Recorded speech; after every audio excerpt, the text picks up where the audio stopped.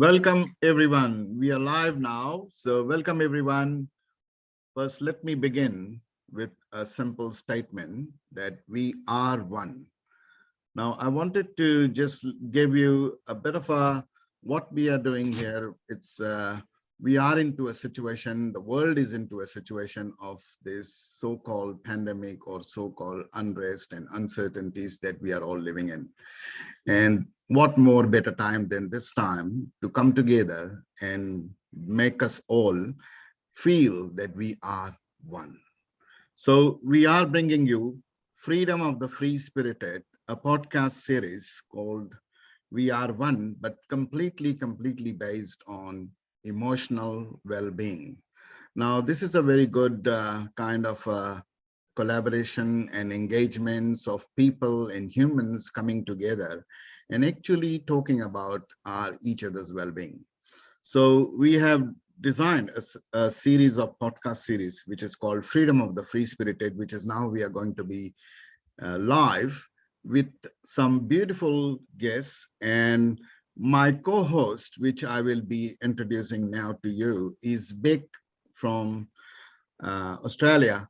And she is also my co-host, but she is going to take us through all this series of what we have created this to come together and also give a reasoning for everyone to be mindful of each other, support of each other. So I'm not going to talk much about it because this is all about emotional well-being. This is about well-being, but this is also a show that we have created, which more will be talked about. And the first series today is going to be live.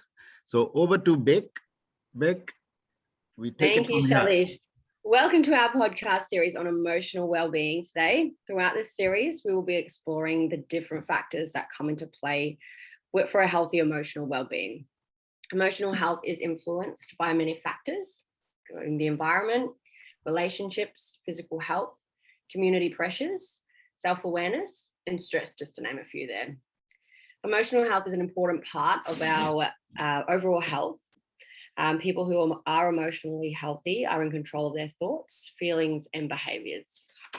I'm extremely excited and privileged to be able to introduce to you all our guest speaker today, Chrissy Quinn.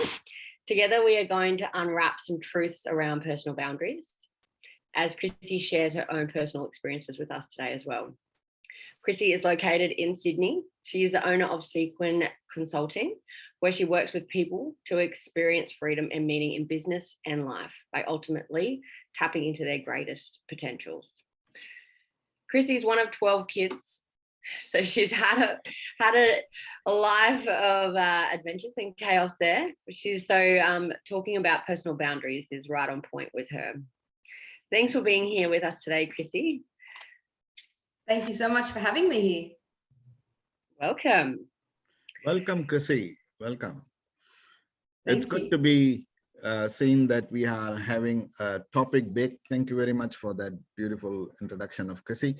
And now what we are going to do from here is Beck is going to, and Chrissy is going to share her own real experiences this is all about real humans and real experiences.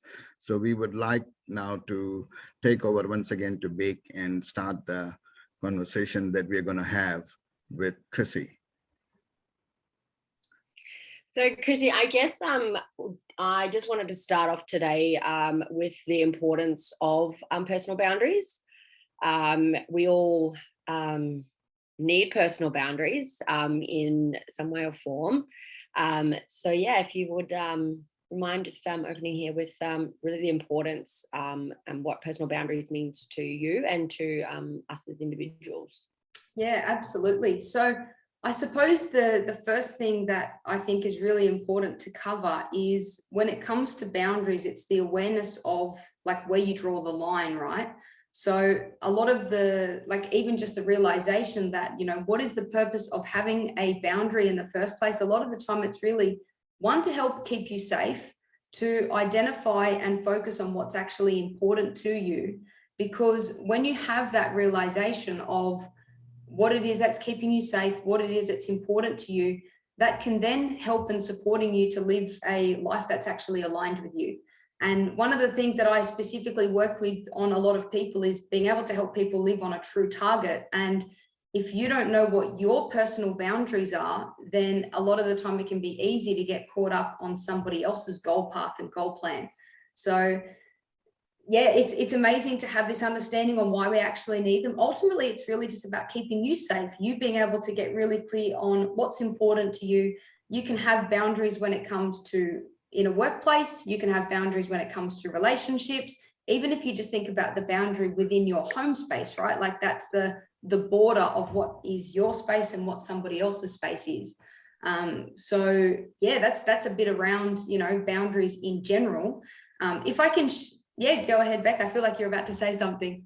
I was just thinking, so to define our boundaries, or, you know, if we're struggling to actually know like the different types of boundaries, can you give us any tips as to, I know you tapped on like your personal space in the home and workplace, but is there any other signs that we, you know, that might come up to show us that our personal boundaries may be a little bit out of whack, or we might be, those boundaries might be falling? Yeah.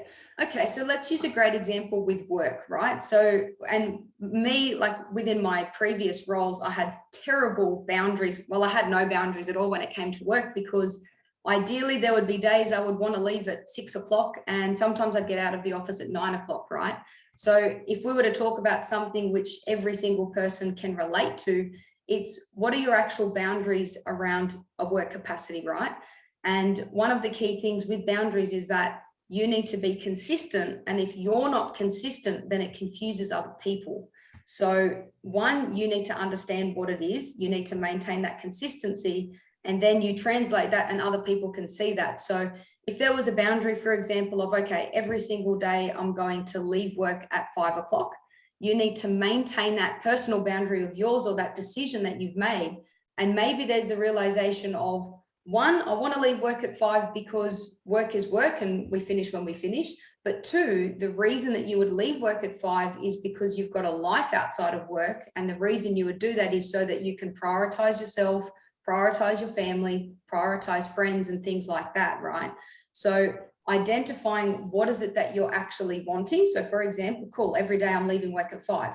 Now, if that's the case and you're going to maintain that consistency, then people in a workspace would know, like, okay, I'm not going to organize a meeting with you at 4:45, because then you wouldn't be able to leave at 5.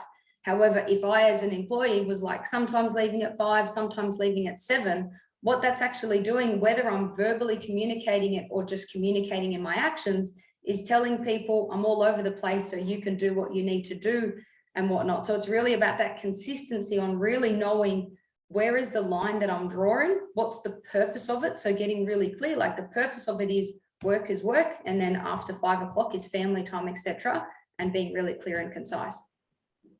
And I guess we can translate those little behaviors across into our home life and across into relationships, and communicate that as well via verbally or via actions, I guess, as well.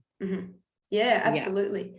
And especially when it comes to, like, if we talk about even boundaries in relationships, right? It's you knowing and having an understanding of what is your own expectation and your own standards, and what are you willing to, like, what is okay and what's not. So for example, if in a relationship, someone is behaving a particular way, and that's, if that's pushing your boundary, like you need to be clear on, for example, you know, I have the self-respect, and even it might end up being having a conversation with someone and saying, look, I don't appreciate when you speak to me a particular way, and that's pushing my boundary, and being really clear on, look, I respect myself and my wish is for you to respect me, or maybe we can have a conversation at a time that's most suitable. But being really clear on when someone's treating you a particular way, on learning how to draw that boundary and say, look, this is not okay, and being able to voice that, but you needing to get clear on that as a first step. And would you say that by respecting other people's boundaries, you would more likely be able to define where your boundaries are in place, and to be more stricter on your own boundaries when you it's if somebody doesn't have their own personal boundaries in place, but someone else does, and you're able to respect that, would it make it easier for you to put your boundaries in place? I think that's what I'm trying to. You know what? I would definitely say yes. I think the key thing is you teach people how to treat you. So if you're treating yourself a particular way, then you're teaching other people that they can treat you in that same way. However, it's also, if you treat someone a certain way, then it's like the saying that goes, the standard that you walk past is the standard that you accept, right? So if you're doing if you don't tell someone, or if you don't voice something that you want without verbally communicating, you're indirectly telling them that it's okay. So that's the first thing. The second thing also is, there's that saying of, treat people the way that you want to be treated. If you're treating someone a particular way, once again, you're telling them, I'm okay with this behavior. And because I'm treating you this way, then it's okay for you to treat me this way as well. So if someone's communicated a boundary to me, for example, let's say, Beck, you communicate a boundary to me. If I break that boundary, then that's pretty much telling you that I don't respect your boundaries, which means that if I don't respect your boundaries, you don't have to respect mine. So it's that, having that awareness of, you teach people how to treat you, and the way that you act is how you would expect people to behave back to you. And would you have any tips for us to sort of to find where our boundaries are lacking? So is there any little things that we, could do, ask ourselves questions, or just, little tools that you would suggest that we could figure out ways where our boundaries are lacking, and then to, work on those certain boundaries? Because I know there is quite a few different boundaries in personal boundaries. That's it. Work, sexual boundary. Yeah, absolutely. So I think the first thing I would say is and this can be very broad. So if we use a particular example of, if there's someone here who's watching this video and they're like, you know what, I want to learn how to actually implement a boundary with any relationship, whether it's family, partner, kids, whichever it is. The first step that you need to do is you need to define and figure out what the actual desired boundary is. So you need to be very clear on where the line actually is, because if you don't know where the line is, they're not going to know where the line is either. So you've got to get really super clear on what that particular boundary is. The next thing that you need to do is actually communicate it and say, look, I've been thinking about A, B, and C, and I've been, having the thought process that this particular behavior, for example, we need to review it, or we need to be aware that maybe it's not okay. And I'm going to draw the line here that, maybe when we get to having a conversation, for example, and we start firing up, look, we're going to put a hold on the conversation, right? So it's getting super clear on what it is, and then communicating this to the person. The third step is to really keep it simple, because when you overcomplicate things, people get confused. So keeping it really simple. And then the fourth thing is highlighting what the consequence is, or saying why it's important. So as I'd said before, if we go back to that example, look, when we have a conversation, if we're disagreeing and then, you raise your voice, what I'm going to do is actually put a hold on the conversation. We can both walk away, and then we can come back at a later time, and then we can talk about this in a calm state. And highlighting, the importance of this is to maintain a harmonious relationship, so that we don't say things from a state of being in, high emotion, because when you increase emotion, you decrease intelligence. And I love you, and I want us to have a whole full conversation and be able to get to the solution. So really being able to highlight that. One of the key things though is then, once you've set those boundaries in place and you've highlighted these key 4 steps, is to maintain that. Because as I'd said before, if you're not consistent with it, they're going to get confused. So let's say you go into an interaction, it gets hot-headed, and then the conversation continues. 1, the conversation could go where you don't want it to go, but then 2, it confuses them.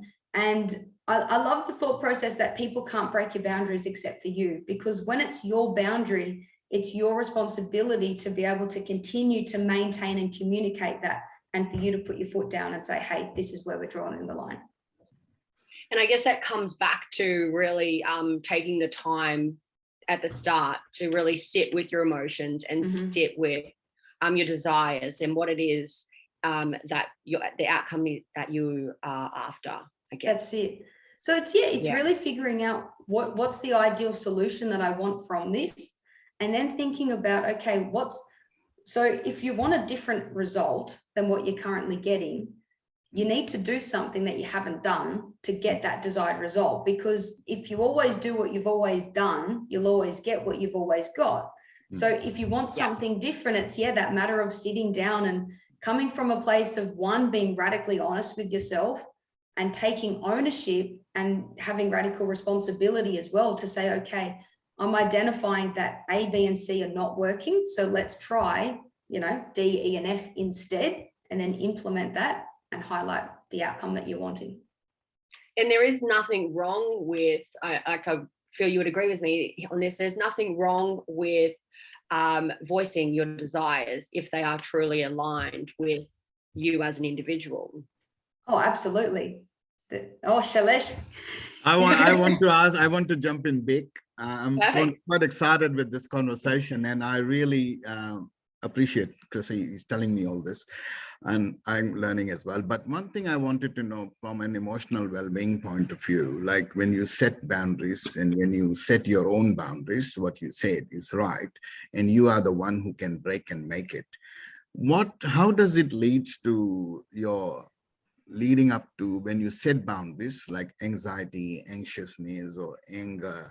When you don't get the results that you want, just now you said that you want a result, you want an outcome. So if you don't get that and you have set the boundaries, how would you maintain that anger, anxiousness, or impulsiveness nature? Can that lead to that in your view, or how do you maintain it? Would you say that with me, if I'm the boundary setter, or if the other person's getting angry? Anyone, for their emotional well-being, how does it leads up to that situation where you have set up a boundary with yourself or with others, or others are setting a boundaries for you, or you are setting up boundaries for others? Either way, the emotional well-being of each one could lead to anxiousness, anxiety, impulsiveness, or frustration, you call it. How do you maintain that? What sort of, as you said, one thing I like it, that when you are in that mood of argument or debates, then you go back and come back afterwards when you calm down. So that's a great one. But over when you set your own boundaries, like it's a challenge for your own well-being. It's a challenge for others' well-being. So how do you kind of like define that, okay, I'm okay with this and I can maintain, I can live with this, but not others can live with that, right?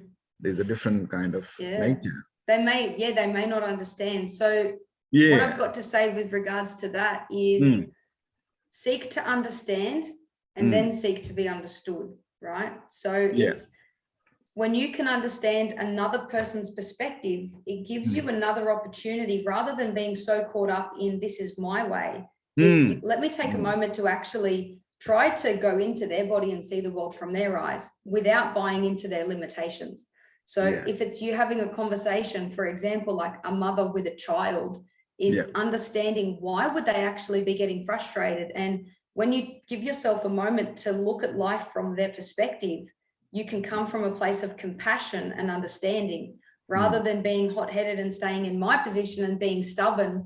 Like there's an amazing saying as well I learned in NLP, which says the person with the most flexibility is the one who controls the system. So if I'm inflexible and I'm saying this is my boundary and that is it, it's all well and good for me. But if I'm not flexible in the approach in how to communicate that, or even trying to understand another person's model of the world, then I'm so inflexible, and it means that I'm stuck in the corner, rather than learning to influence someone positively by first showing them, hey, I actually understand your perspective.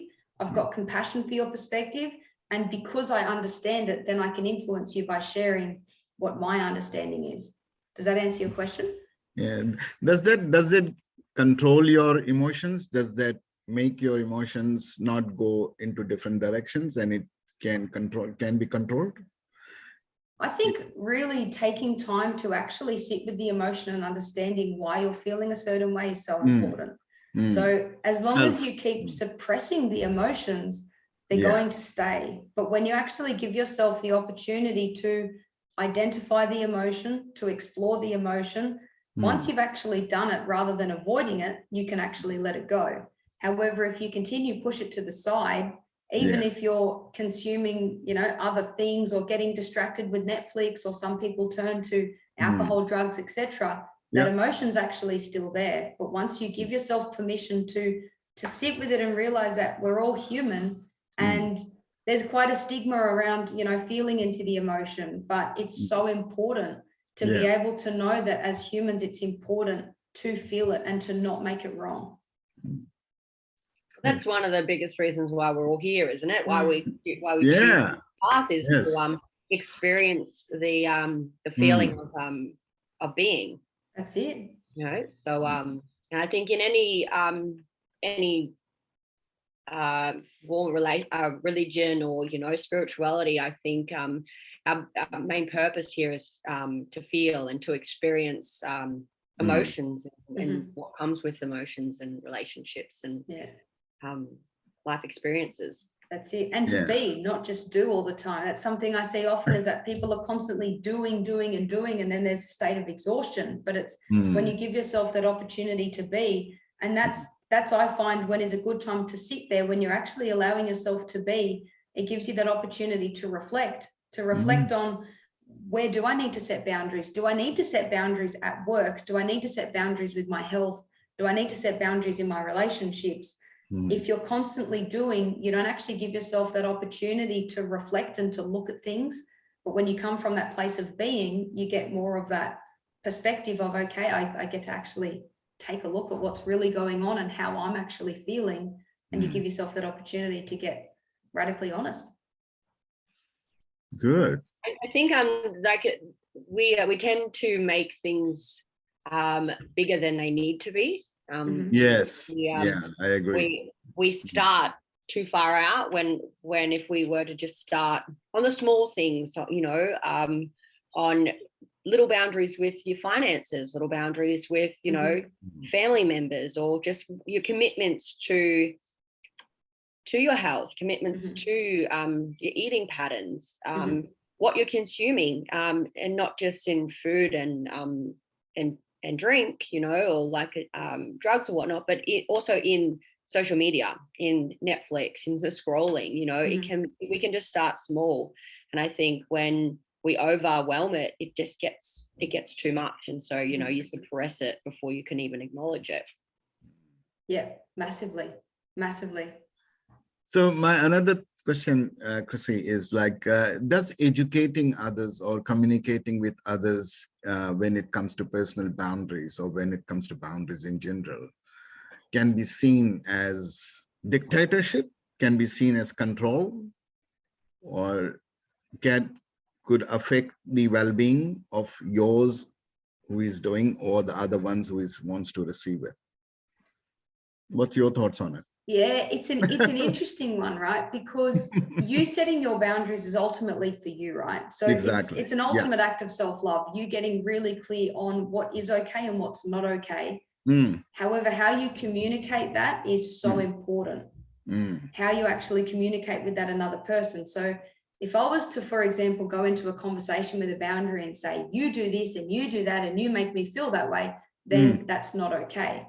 However, if I was to go into an interaction with someone and say, I've actually been thinking, and, in a work capacity, if I was to have a conversation with a manager, hey, if I spend too much time at work, I'm finding that it's taking time away from my family. So what I want to do for me is make sure that I'm consistent with finishing at 5 so that I can spend time with my family. When it's, having an interaction with a partner or someone, that you've got a relationship with, is, when the conversations get to this point, I feel that it's actually detrimental rather than beneficial for our relationship. So I think, for us to have a solid, wholeful relationship, I believe that we should be doing this, like, this is how I'm feeling. So it's not a command or, telling them I'm better than you. It's coming from a place of, I've actually been thinking about this stuff and I love you and I want what's beneficial for you. And I love me, so I want to respect me, and being able to communicate that in an effective way. So the way that it's communicated can really be the difference to see how it's actually taken, because, the way that you communicate with someone is huge. Is very, Yeah.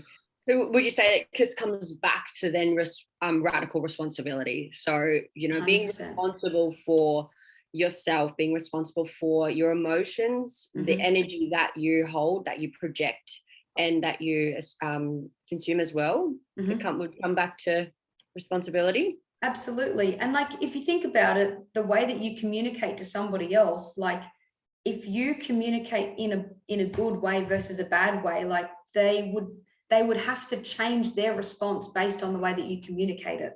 So it's, you taking responsibility on, and maybe it's a matter of time, you know, you sit down and write down your boundaries, but you also sit down and think, how can I communicate this in an effective way?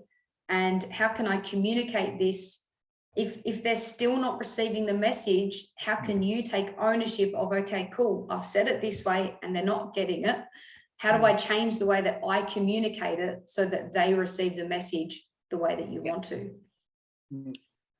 This is where I like to have a bit of fun with it and think, okay, well, that didn't work. What's next? That didn't work. What's next? Maybe that's the entrepreneur in me wanting to just change things up and, you know, taking a fluid approach in how to communicate and realizing that, once again, like seeing the world from their perspective. If you've got someone who, if you've got someone who learns from feelings, communicate it to them in a feeling way. If you've got someone who learns visually, teach it to them the way that they understand it rather than the way that you see the world. So it's coming from that place of compassion and, okay, cool. My intention is for you to understand. So what do I need to do for you to actually walk away from this conversation, understanding what I'm trying to tell you? Because I think, like, we are, as individuals, we are all different. We are, you know, we all understand, like the three of us here, we've all understood the conversation completely differently because we are all an individual. We are, you know, we've all got different backgrounds. We've all got different upbringings. And, you know, the way that we understand is going to be completely different, but we've still, you know, there's a key topic here. And I think to understand yourself as well, going back to feeling the way that other people are responding to your requests, you know, I guess exploring is the key word that I take it from here, what Chrissy is saying, trying to say that, okay, we keep exploring, we keep going back and changing our things, but also look mindful of others and yourself first, and then others, that what we want to evolve in this whole atmosphere and the environment that we live. So exploring is definitely a good big part of, and that's what it's called, freedom. And freedom, how you define freedom, it's up to you. But then again, we are living in a world of humans where we are supposed to be exploring and we are supposed to be free-spirited, right? So free-spirited is not only for you, it's also for others. So everybody has got that free-spirited, but they work together, they come together, and that's what they make it show and display, that we all are at the end of the day in the same boat, right? So I take it, good point from there. That's good, Chrissy. It's really a fascinating conversation that we like to have every single moment, because we are living our life every single moment, and we don't want to be considered as control freak or dictator by these personal boundaries, but we are actually allowing everyone to have their boundaries as well. When you set your own, we also allow them to set their own, but still work together, right? Does that make sense? Yeah, that's cool. Absolutely. I've understood you correctly, your personal boundaries. Yeah, 100. And that's the thing, it's ultimately like, and this is the thing as well, even just this realization that if you're coming from a place of self-awareness and of self-love, because you've got that awareness of you, it gives you the opportunity to have the awareness of others too. Just like, you know, if I squeeze an orange, what's going to come out? Orange juice. Same thing with a lemon. Is if I've got that awareness, then it gives me the opportunity for other people. So when they set their boundaries, like if I'm setting boundaries and I'm conscious of it, then I'm going to understand why other people need to set boundaries too. So it really comes back to taking ownership of me, like, and understanding myself So that then realizing like this is the ultimate act of self-love. So when someone else sets a boundary too, it's like, okay, cool. Because I set boundaries because it's an ultimate act of self-love for me, I can respect that you're setting boundaries because it's an ultimate act of self-love for you too. I really like how you worded it as an act of self-love, you know, like these are all, you know, we get tied up with self-love being, you know, pampering and, you know, all of like, which is still self-love, you know, going to the hair salon, getting your nails done, you know, is self-love, getting a massage, you know, but I think the emotional boundaries sort of, you know, it gets forgotten that it's, you know, also self-love. Yeah, absolutely. And it's even, it could simply, and I shouldn't say simply, because while it's simple, sometimes it's complex if you've been programmed to constantly say yes, right? Yes. But maybe one of the boundaries that someone would need to set who may be watching this is learning to say no, rather than just constantly saying yes. And it's this realization that if you're saying yes to everybody, when you actually don't want to, then ultimately you're first saying no to you. So every time you're saying yes to them, you're saying no to you. So it's exploring like, okay, cool. What is this actually costing me? Like every time I'm saying yes to people when like under the surface, I don't want to, it's like, what is it actually costing me? And is that a leakage of energy? Is that a leakage of time? Is it taking away from your truth? And it's just allowing yourself that opportunity to really think, okay, cool. Where do I need to draw boundaries? Whether that's with yourself as an individual, because it starts by you saying yes to me, no to me, whatever it is, and then educating other people as well to say, look, in the past, I've said yes to everything. I just want you to know that I'm going to be prioritizing myself, because when I get to experience my best version of me, everybody else gets to experience the best version of me too. That's right. Yeah. And I think the more that we, you know, that we don't say yes to ourselves, the more we, you know, we become unaligned with our personal desires and, you know, our goals and our life's journey, you know, purpose that we're here for. Yeah. So you know, that's on a bigger note, but you know, yeah, coming back to the simplicity of it. I was going to say we could take this conversation for the next hour and talk about. I know. I felt I was, so I had to pull myself up there. Reel it back in. One thing I would definitely see that, and I agree with Beck when Beck mentioned to me about the personal boundaries. She made a very good, like, you know, there are 3 ingredients, just like we have got the 3 ingredients in our life or in our day-to-day journey. She said that, you know, Beck was mentioning, like, you know, boundaries keep us safe, boundaries help us focus, and what is important to us, boundaries improve relationships. And we were talking a lot about relationships, Chrissy, when you were talking about child, mother, partner, everyone, relationships.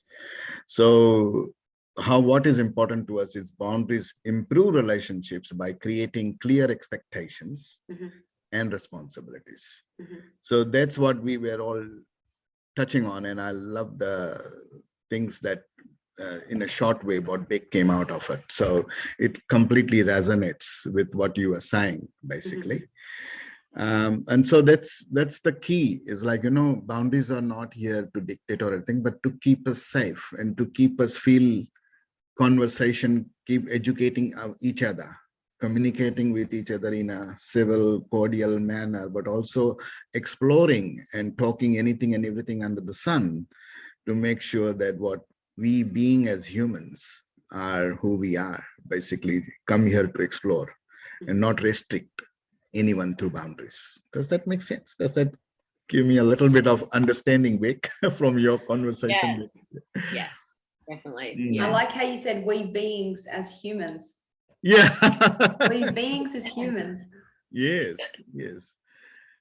I think that's the challenge, isn't it? Every time we have a challenge, every single moment we go through a challenge, no matter what we do, no matter who we do for, what we do for, who we consider doing for, but we still have that challenge of expectations, responsibilities, all sorts of things involved in it. And I think, that's one of my thing is, like, I'm quite advocate for giving free-spirited platforms. like you need to explore anything and everything that you have come here for and not restrict with this anything, So yeah, boundaries was a great topic here today, personal boundaries particularly. So, and we all agree to disagree to agree, but ultimately we do need boundaries. Otherwise we will be like more like living in a jungle. Isn't it? Definitely. So I think to wrap us up today, I just wanted to ask Chrissy, would you have a message for our listeners just on emotional well-being as a whole?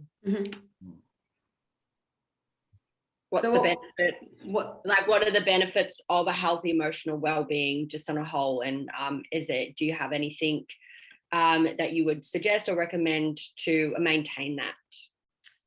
Overall wellness and emotional well-being as a whole, really ultimately I would say is what's most important to you as an individual. It's really like giving yourself that opportunity to think about, in whichever capacity is, whether it's job, relationships, your finances, where you are, where you're going, all of that stuff, is giving yourself that opportunity to think about what is it that I want. Because a lot of the time we're programmed to ask for permission from other people, and if they say no, then we take their word for it. But often, because we're such givers, we always want what's best for other people. And a lot of the time is when it comes to this overall emotional well-being, it's what do I want? Give yourself the opportunity to be selflessly selfish, I like to call it, because a lot of people like to call it think it's selfishness, but I believe it's the most selfless thing that you can do, is to put that focus on you for a moment. So rather than you having a cup that you're constantly pouring for everybody else, and it gets to a point where that cup is empty and there's nothing left to give, and that, results in burnout and unfulfillment, it's how can I fulfill my cup first, so that you can be like a fountain where the water comes through you first, you fulfill you first, because you're asking, what do I want? What do I need? And then you can overflow and share that with everybody else. So I would say when it comes to that is really take a stance on being selflessly selfish and start asking yourself the question of, what would I like to experience today? What is it that I want, and what's most important to me? Perfect. Awesome. Wonderful. So that's good. So what will be your final, I wanted to ask you, the final question is like, how does it, personal boundaries in your view, after discussing and after having this beautiful conversation and resonating with your thoughts process, how does it really affect to the audiences to tell from your perspective the well-being or the emotional well-being of a human with the first topic, personal boundaries? What's your message to the audience in terms of how they can improve their well-being, or they can maintain their well-being, or what's your message towards the well-being factor for personal boundaries? So my message with this is really, once you give yourself the opportunity and the permission to figure out what's most important to you and what you need, identifying, because you've gotten a bit of clarity on that, right? And there's clarity on, okay, cool, this is where I draw the line, this is the boundary, how you then communicate that to others without the expectation that others already know, because the truth is they don't know. And it's your responsibility to, first of all, figure out what it is that you want, and second of all, be able to educate and share this with other people from a loving and compassionate perspective. Yes, that's beautiful. That's beautiful. So yeah, finally, I would like to leave it to Beck to get the final call. But before just going to Beck and closing this, and I wanted to quote this motivational quote that we have here. Beck and I had like put it out together. Is we always, come to others and talk to others with our problems, but nobody has got talk about ideas or solutions. So there is a beautiful quote here. There is nothing called a problem. It's just the absence of an idea to find a solution.